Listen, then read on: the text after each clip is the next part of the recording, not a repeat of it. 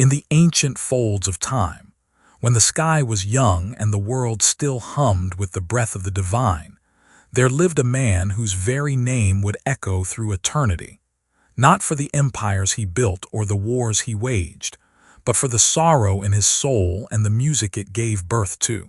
Orpheus, son of Calliope, the muse of epic poetry, and so the poets whispered, of Apollo, god of the sun and the lyre.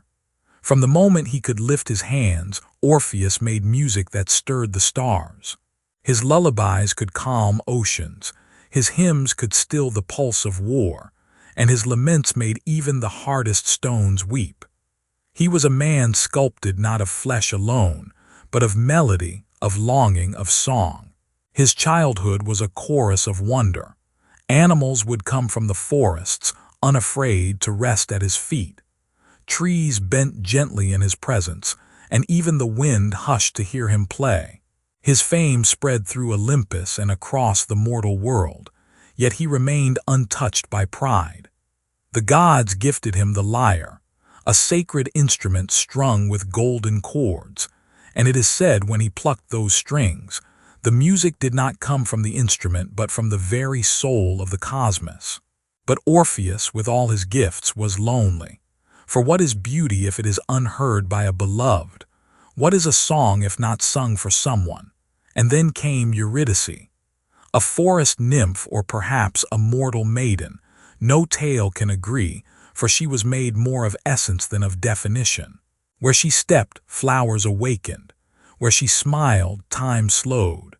Her presence was the harmony to Orpheus's melody, a gentle rhythm that balanced the grandness of his song. Eurydice was not born from thunder or fire, but from stillness, the kind found in golden light between trees or the hush before the moonrise. Her voice was soft, rarely raised, but each word she spoke seemed to echo deeper truths. When she laughed, it was as if the world found its tune again, and when she wept, the stars themselves seemed to mourn. Her life was intertwined with the natural world, and in her quiet there was strength. She did not enter Orpheus's life with thunder, but with the hush of twilight, with the stillness of starlight. She was not grand in gesture, but complete in presence.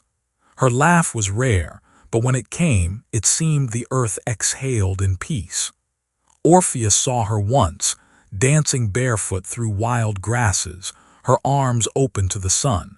And in that moment he knew the music he had been born to make had always been meant for her. He composed not just melodies but entire worlds for her, and she listened, not with her ears but with her spirit. When they spoke, the words were few, for so much passed between them in silence. Their love did not blaze, it bloomed, a steady unfolding, soft and sacred. They would lie by streams, Orpheus playing his lyre as Eurydice braided flowers into his hair. The world seemed to stand still around them. Even the jealous gods turned their faces, unwilling to interrupt what felt too pure for divine meddling.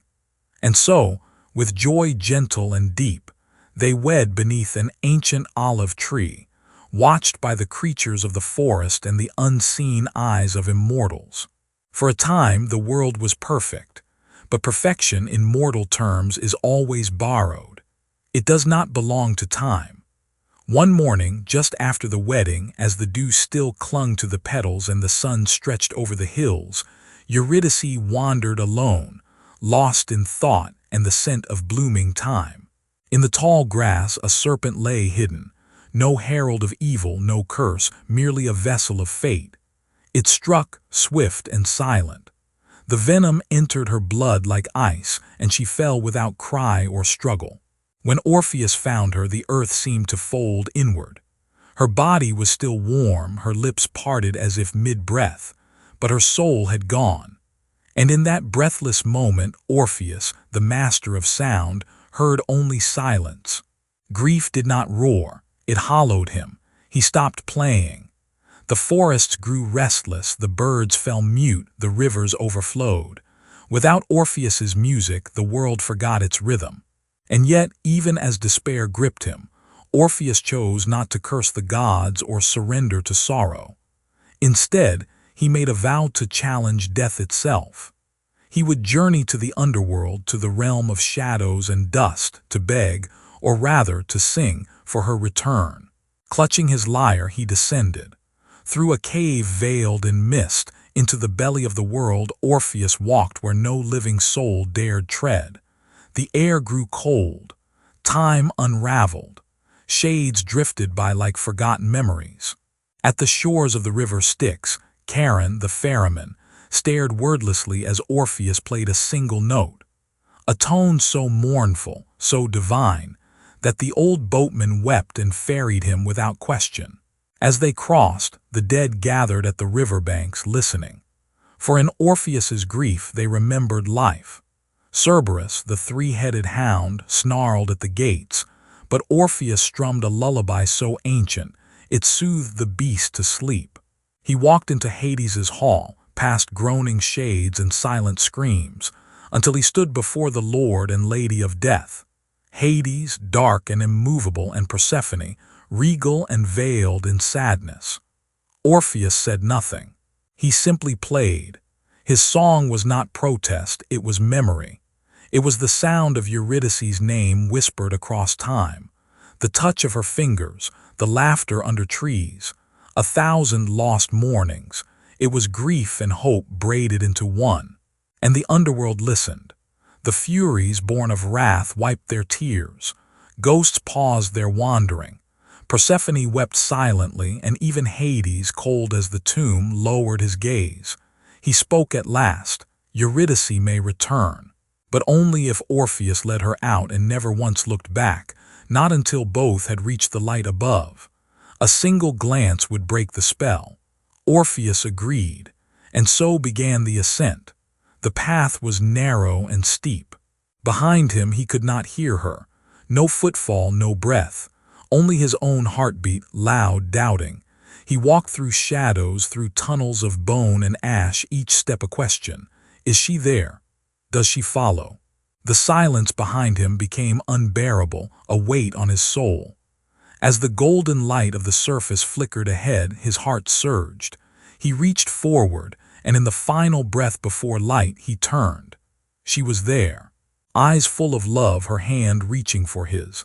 And then she vanished, snatched back into darkness.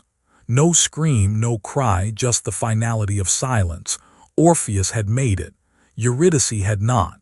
He returned to the world above not as a man, but as a shadow of one. He wandered, his lyre silent or filled only with sorrow. Forests no longer quieted. Birds did not sing. Even the stars seemed dim. He lived not among people, but among memories. Some say the Maenads tore him apart in madness. Others say he simply lay down and faded. But the gods, in their rare mercy, placed his lyre among the stars, a constellation of eternal mourning. And so, even now, on quiet nights, you may hear it. The whisper of a note in the breeze, the ache between waves. The story of Orpheus and Eurydice is not one of failure, but of love that defied death. And though it could not win, it left behind something greater. A song that does not end. A song